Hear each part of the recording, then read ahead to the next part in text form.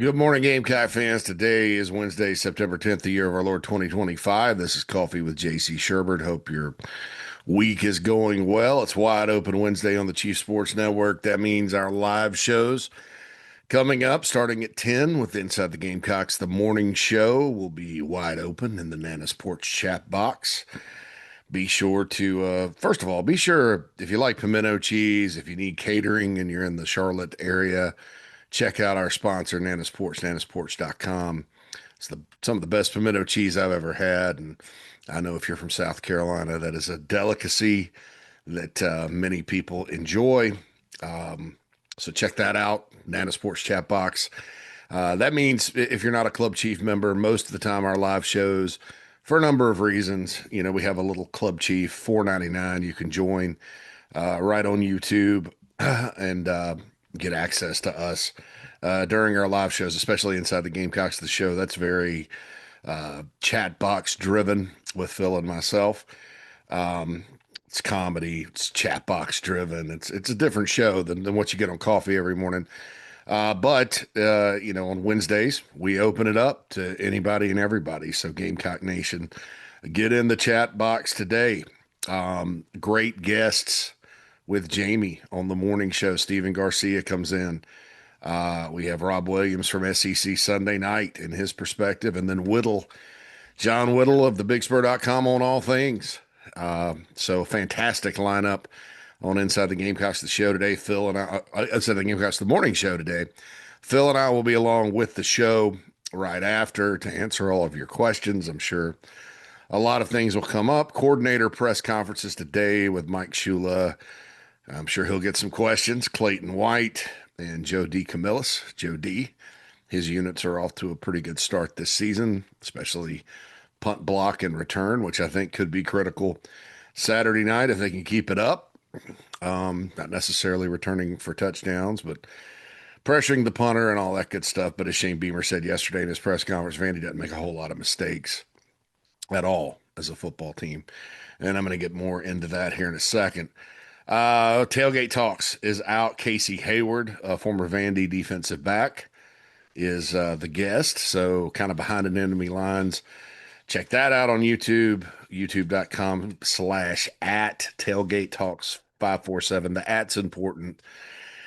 For some reason, YouTube decided to do that. And so it makes it a little bit more complicated to find YouTube channels, as if it's not a slave to the algorithm enough. But check that out. And you can also get the podcast version on the Chief Sports app. It's always a great listen. Tailgate Talks with Pat DeMarco and Steven Garcia. And then Sports Talk tonight, 6 to 8, streaming live on the app. And then after that, we have the Late Night Gamecock Show with the Late Night Gamecock Matt Anderson and Alex Jones. Same crew that does Rooster Rant. They've done a good job with that for the first couple of weeks of the season. But those guys dive into all the stats and numbers. They have a little segment where if you play the line, I'm one of the experts, kind of like we have Rafael Esparza.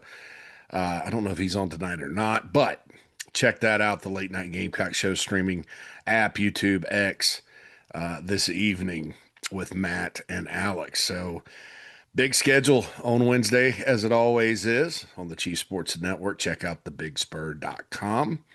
Get a discount on your membership right now. If you sign up, if you pay full price, you get Paramount Plus. And I know some of you like that show Landman. I know I was intrigued by the first season. Second season's coming out. Sam Elliott joining the cast. It's a great deal. I think it's like $12.95 a month for TBS access and also Paramount Plus. So that is a tremendous deal from our parent partners at Paramount Skydance now, as far as all that stuff goes. So house cleaning is in order. So appreciate all the shows and all of you supporting everything that we do right here. I got my Lenore Sellers autographed sunglasses, by the way, from Garnet Trust yesterday. They still have some on sale there. Gamecock Traditions. Really nice, authentic, signed, includes the Sharpie he signed it with. Really cool. Really cool. I don't think I'm going to wear them. I think I'm going to actually gave them to my stepson as a collector's item. Because I still have faith in Lenore Sellers, even if some have maybe lost faith since the South Carolina State game after 2 games. So yeah, we're 2 games into the season. And I was talking about this yesterday on the show. I want to reiterate it. When the schedule came out, lots of folks, Brad Crawford, is one of them in the national media, and a lot of the fans kind of, you know, mandated a 5-0 start. And what I said at the beginning of the year or all off season, and I'm not saying I was right, but I would rather have this than not. There are a lot of landmines. South Carolina State was not considered a landmine, but there were 4 other landmines. Because just like Mississippi State, Kentucky has so many new players, you didn't know what you were going to get. Now they have a quarterback controversy. I thought they played well against Ole Miss, made it a game, but I also thought Ole Miss did not play like maybe they did against Georgia State. Austin Simmons was off their quarterback, and in that system, if you're not completing passes, you're obviously not gonna kind of be on the struggle bus a little bit. And they were, but Kentucky's got some issues, but it's still a lot of new players, and I don't think they play another SEC team till they play Carolina. I think they're off before they play Carolina. Missouri, golly, they're off to a good start. Vandy, obviously, we're going to talk tons about them. But I was looking at it and I was like, okay, so if you're just looking at the SEC, what are the 4 most impressive teams, total body of work? Most have played one decent team, one lower level team. Like Texas A&M has played 2 lower level teams. They got Notre Dame this weekend. Arkansas has played 2 lower level teams. They got Ole Miss. Florida allegedly has played 2 lower level teams and they're 1-1. So, who are the 4 most impressive, as far as just like went out, took care of business, handled business, looked good doing it. And it's Vanderbilt, Mississippi State, Missouri, Tennessee, Oklahoma. I would include in there after their win over Michigan. None of those teams. I mean, a lot of some folks, Phil Steele, for example, had Oklahoma as a playoff sleeper potentially. I mean, their schedule is ridiculous, like everybody's. I may throw Auburn in there too, but my point is none of these teams that you would look at and go were considered, contenders. Really. I mean, you have so many predictions now. There may have been some that said Auburn would do it, and then I guess Hugh Freeze during the offseason wasn't exactly all inspiring, but Auburn's a pretty good football team. Auburn, Oklahoma here in a couple of weeks is going to be very interesting. Missouri, kind of on offense, a lot better than maybe we thought. Replacing all the receivers and Brady Cook looks like they've replaced them. Uh, Big 12 defense and rival Kansas, they had some adversity but came back, which is we've seen that from Mizzou time and time again.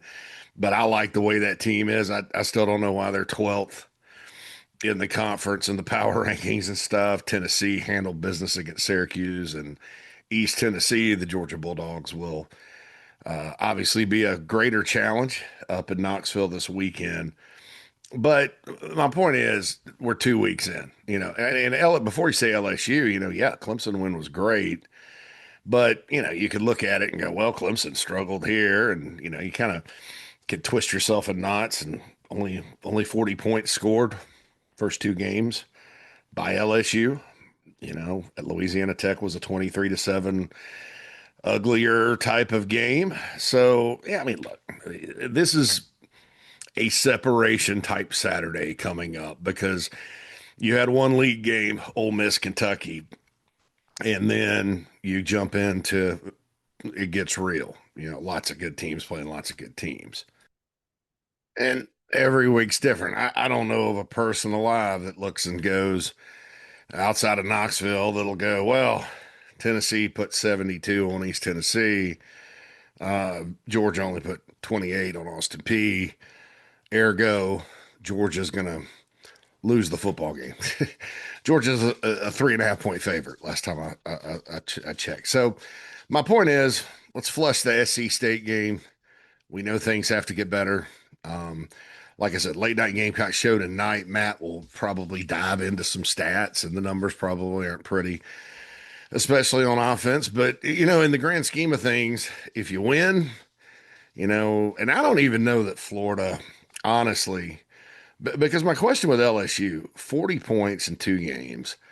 I didn't watch a whole lot of it. It seemed like Louisiana Tech was playing inspired to play their in-state opponent, and LSU, um, as it was pointed out to me, they put everything into that Clemson game. They had signs up all over the place. You turn right around, you play home opener, lower level opponent, in-state team you should handle. You're probably not going to be as fired up, but the question becomes, and this is what it is in college football. There's all these questions. Is LSU not so good on offense? Oh, Garrett Nussmeier and all that. Can Florida's defense, which didn't play terrible, had some bad breakdowns at the end, can Florida's defense go on the road? And if LSU is a struggling team offensively, could Florida get up off the mat and win it? That series, the road team has won quite often. I think Nick Saban's national championship team in '03 may have gone 11-1, and one of their, yeah, the '03 had one loss. And it was to Florida. Charlie Strong. I remember that because Charlie Strong was the DC at Florida at the time under the Zucker, and they went in there and won. Gosh, I remember 2016, Florida snatched the SEC East by winning a rescheduled game in Baton Rouge. Defensive struggle. So I mean, look, even though the darkness has set in Gainesville after losing to South Florida, they could easily turn around and punch maybe an overconfident LSU team in the throat this weekend. So that's the point, And I'm not trying to downplay anything that happened last Saturday night, but we all got to get over it, especially the team, because eventually it creeps in and affects your confidence. And it happened. You learn from it. You move on. It's always better to learn with a win.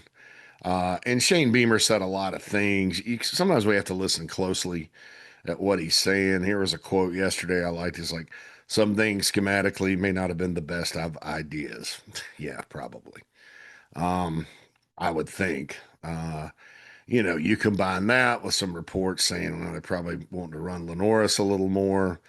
I agree with that. You want to find a balance in it, but he's a weapon. And, my first point here today, because we're not going to talk a ton about the offense. We're focusing on defense today because that's a huge challenge. And I think that's maybe something that we tend to overlook because of the struggles of the O and the fact that you got to score points to beat Vanderbilt. I mean, a team like this, special prep on offense, they'll hold the ball on you. You got to cash in when you can score, and you got to keep scoring. You can't go turtle mode against these guys. Texas found that out last year when they came back. Virginia Tech found out what it means to not stay on the field against these guys last season. And Carolina up in Nashville last year did that. Auburn did not. Kentucky did not when they went into their house and beat them last season. So you got to score points. But encouraging a little bit there. They're kind of going to tweak some things possibly this weekend. Case and Henry. By the way, shout out to Case and Henry. Number one, I think he's played individually as well. Or better than any other offensive lineman in the last 2 weeks. I don't know what his PFF grade is. I don't care. I don't really look at that a whole lot.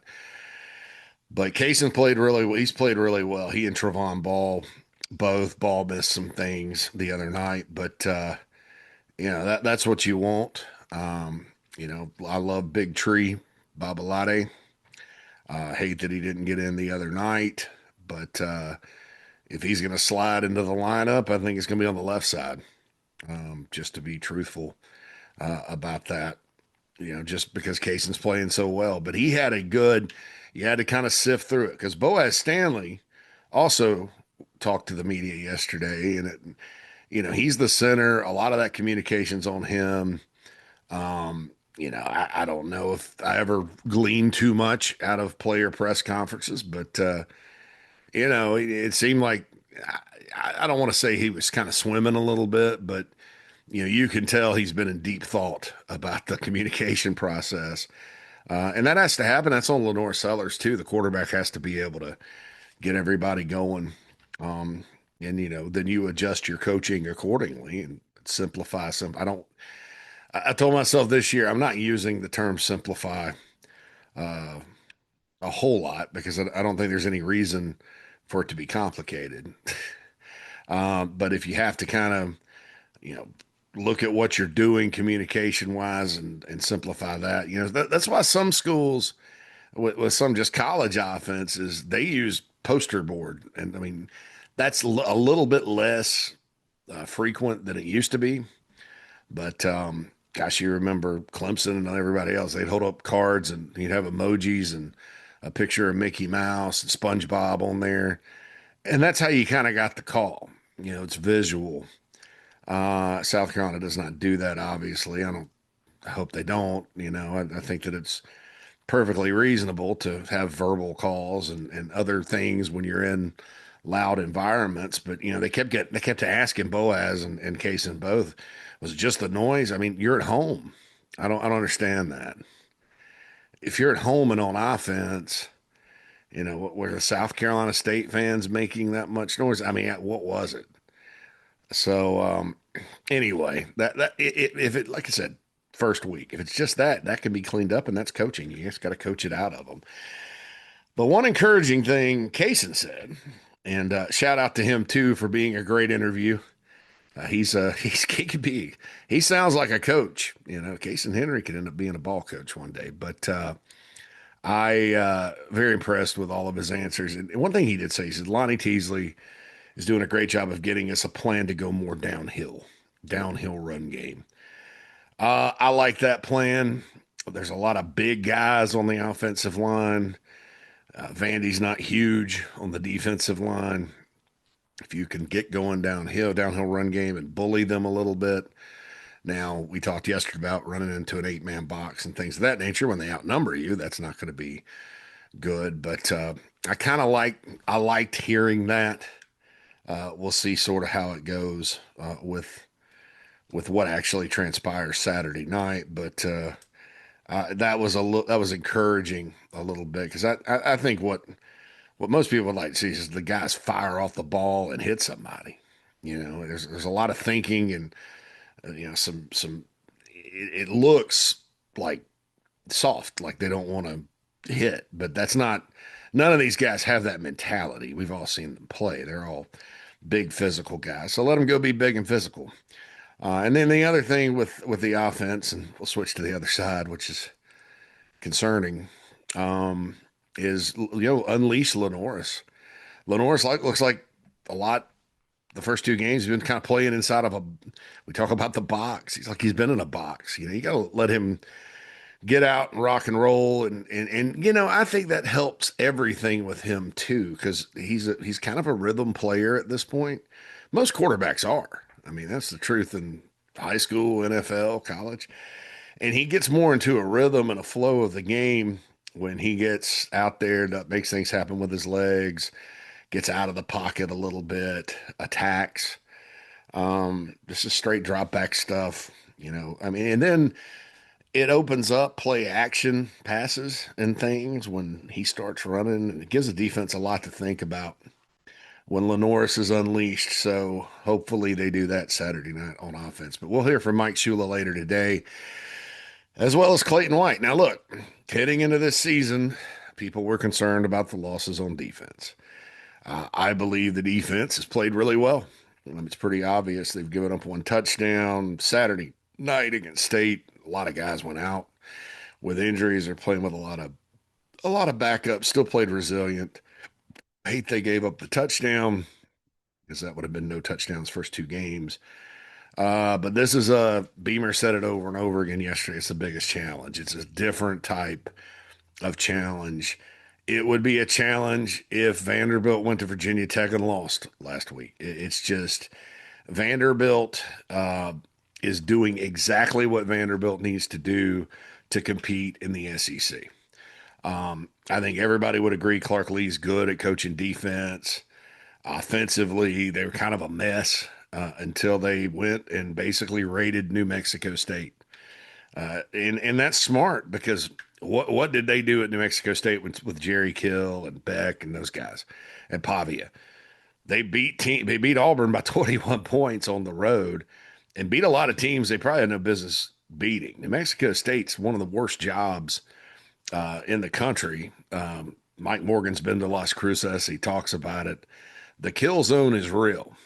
Jerry Kill has overachieved, won games he shouldn't his entire career. He's kind of the analyst behind the scenes or whatever. And then Beck, his OC, calls the ball plays. And then you got Pavia, who knows the system like the back of his hand. It is a difficult system to defend because they have option concepts, they have power runs. And then this year they've added, as Beamer said a bunch, the big play, the vertical pass, the long run.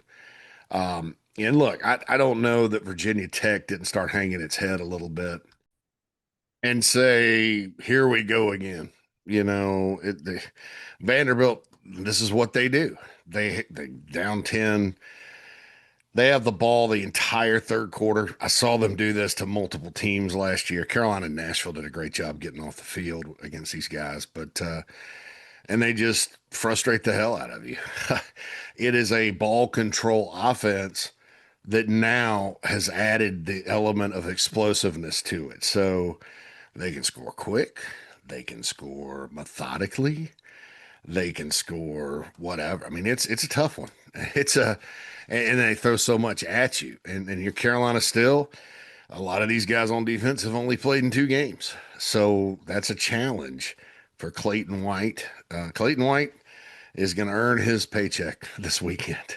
And he usually has a really good plan in place. It seems like, they usually stop teams, except Missouri, but we'll get to that next week. Missouri's been a challenge for them, but schematically, they've obviously been watching. It's been the SEC opener. It's been on the schedule. And after last week, they have, 490 yards against Virginia Tech. That probably got everybody's attention in the building. So the defense for South Carolina is through 2 games, and shout out to one of my buddies that watched a scrimmage or practice during preseason, said, I think Carolina have a bend but not break defense this year. And that's exactly what it's been the first 2 weeks. Hasn't been an overly dominant unit, but a team that's very tough to score on and a opportunistic type of outfit. The defensive line in general, I think, has played pretty well, interior and exterior. That's going to be important. Beamer said yesterday, and I got down on my knees and thanked the good Lord for this because I saw it happening and it was good to confirm. I said this all summer. I'm curious to see if they move Dylan Stewart around, and they have been. And you can bet you can bet your sweet behind that they'll probably do that this weekend, just so he doesn't get as much attention. And he's been wrecking stuff. He hasn't had any kind of sophomore slump so far. In fact, he's playing better and more consistent than he did. But he's going to have a big game and be very disruptive against the Commodores on Saturday night. But the bend but don't break element is, a little bit, if you go and play that, and look, if you hold Vandy to 4 field goals and they have a bunch of yards and Carolina can score on offense and has a good day, good night on offense, they're going to win Carolina's going to win the football game. So it's not all bad. But what it does, because their time of possession, and Carolina struggled with time of possession. It's been 10-minute differentiation against Tech and SC State. They hadn't been able to stay on the field. This may be a game where your offense is one of your best defenses, but if you don't get off the field, they're just going to grind you down, and you look up, and it's deflating. When Virginia Tech ran 6 plays in the third quarter the other night, that game was over, even though the scoreboard was still relatively close. Just took the life out of it. Night game, sometimes in night games, if you have something like that happen and you just can't get off the field, the crowd kind of goes into a shell for a little bit. So, I think Carolina has got to do a better job defensively against these guys of getting off the field than they even did the first couple of weeks. 14 for 34 on third down that State and Virginia Tech's number combined. That's not bad, but you need to get off the field and hopefully force some turnovers. Don't have any turnovers of your own. Stay on the field on offense. I think that the defensive backs, obviously, health is a concern. I don't know if Judge Collier will be back or not. He's a very physical corner. Some of these, Vandy receivers, I mentioned Trey Richardson yesterday. He's coming from D2. Virginia Tech was not big and physical at corner. From what I saw in that game, a lot of Caleb Jones. Those guys are very kind of lean guys, but it's a different animal facing Judge Collier, Brandon Cisse, and Vakari Swain, who are very physical. And then Carolina's safeties obviously are going to be very important.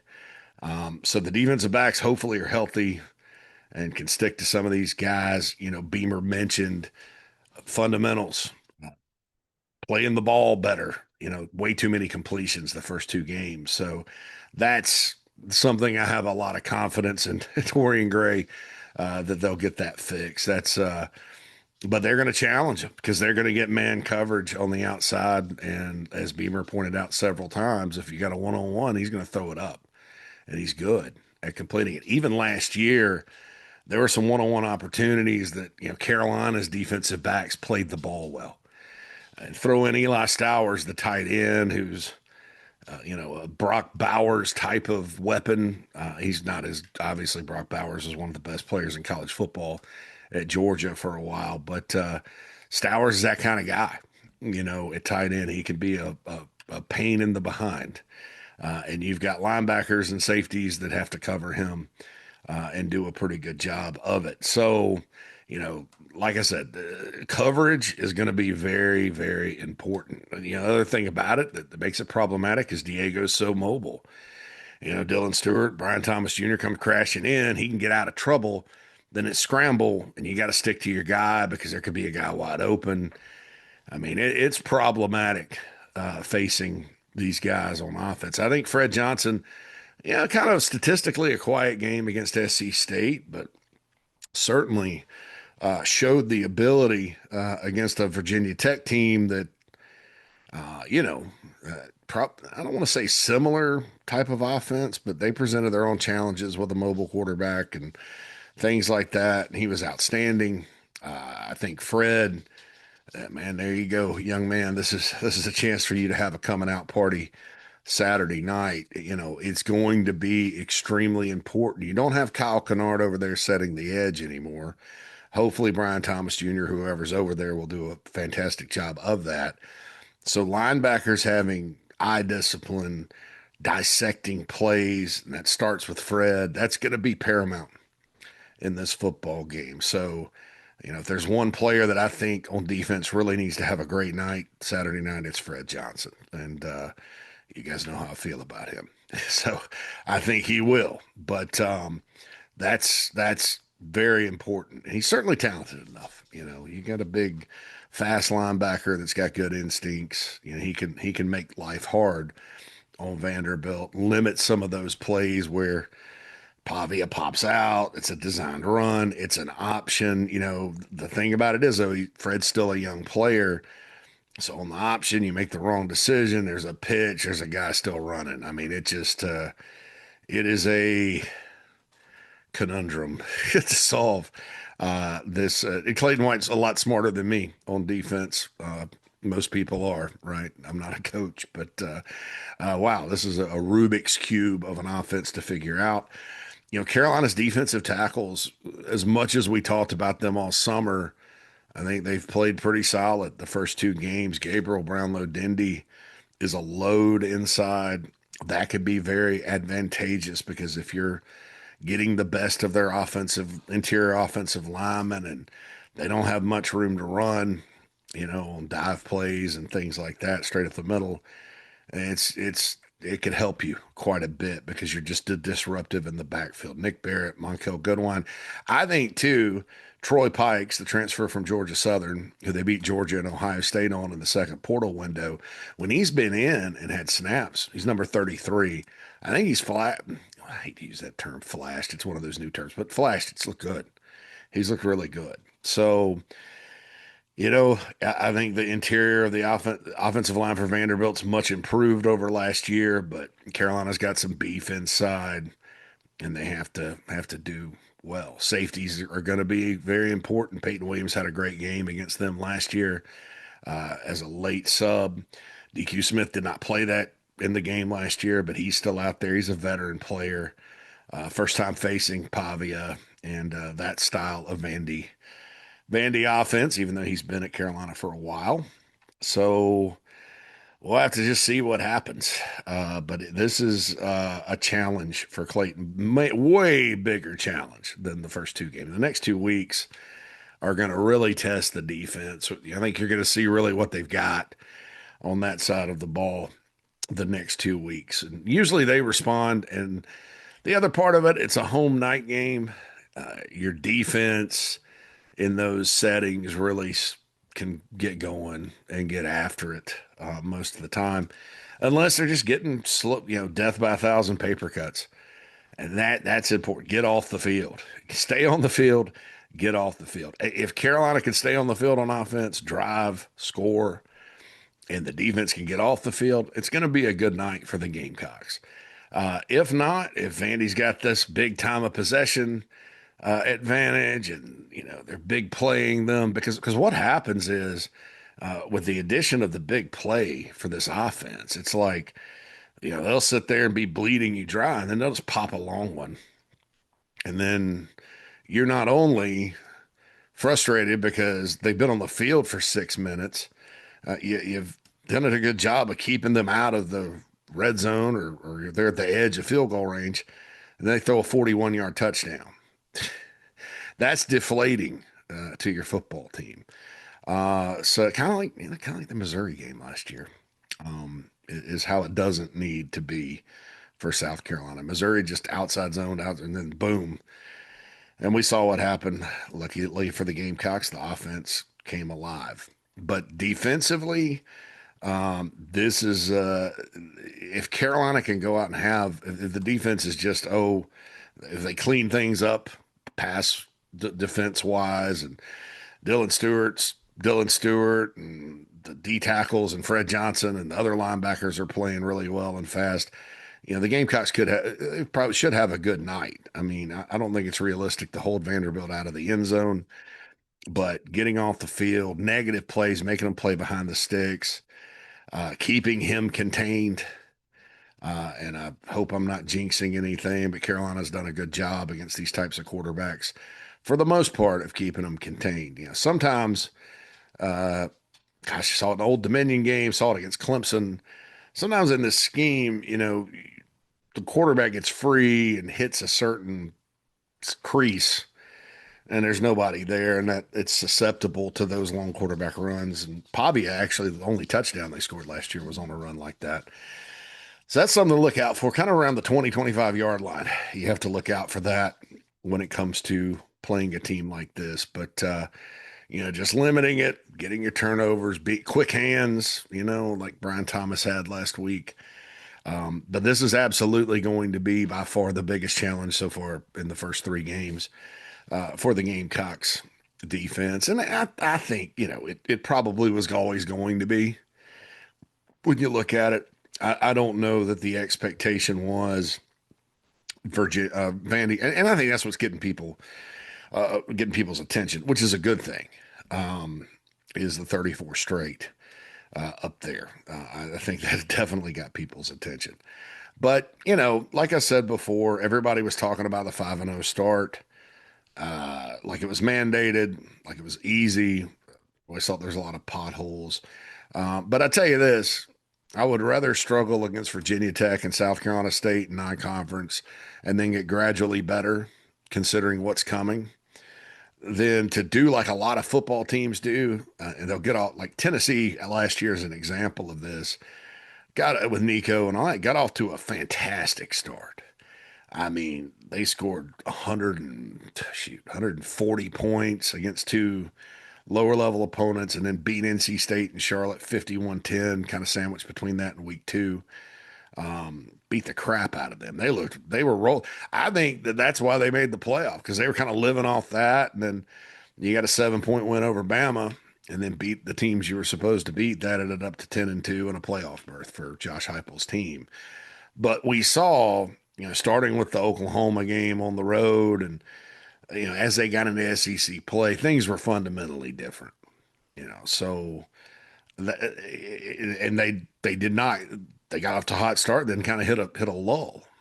Good win over Vandy at the end of the year by them, but and obviously their defense had a lot to do with that win over Bama. They got enough offense, but that's kind of teams change, and if I'm the Gamecocks, if you're sitting there on a 45-0 win and a 59-0 win, and everything's going great, inevitably when the competition changes and teams change week to week, you're going to hit a wall a little bit and dip.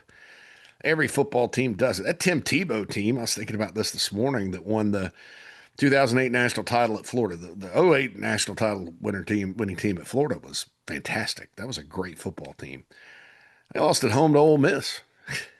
That was the famous Tebow locker room speech, and I will never play like this again. They lost by 1 point at home. That Ole Miss team lost at home to Carolina in Oxford. I was at that game with Bill Gunner, of all people.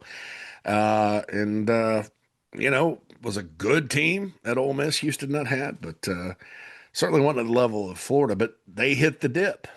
I mentioned Georgia yesterday going to Missouri, one of those championship years, and they were in trouble. Steve Spurrier's Florida Gators in the mid-'90s went to Vandy and won by 7 points. So you always have a game or two where you dip. So let's hope maybe the dipping started at the beginning and this team gets gradually better, like Shane Beamer's teams normally do. Now, I talk about that. Some years under Shane Beamer, it's taken a little longer than others. It's usually around October, November. That can't happen this year. Obviously, the clock is ticking, as he said yesterday. But when you have Lenore Sellers, you have really good players, and you go and you fix things, and you have a desire to do it, that increases your chances. But make no mistake about it. For the Carolina defense, as well as they've played, this one Saturday night's a bear for a number of reasons. And so hopefully when the injury report starts being released, Beamer says they're trending toward being okay. That's good. Hopefully the secondary's healthy. I don't know about Judge Collier, but I would think Cisse Swain, those guys will be good to go on Saturday night. All right, folks. We got a lot of good guests on the morning show later today. Check that out. Check us out on the show, Wide Open Wednesday, the late night Gamecock show tonight. We'll get you ready as we turn our complete focus to the Vanderbilt SEC opener this weekend. We'll dive back in some more on coffee tomorrow for the offense and final thoughts. Inside the Gamecocks, a preview show on Friday, which is going quite well. Have the tailgate show Saturday, Rooster Rant Sunday night. This has been Coffee with JC Shurburtt.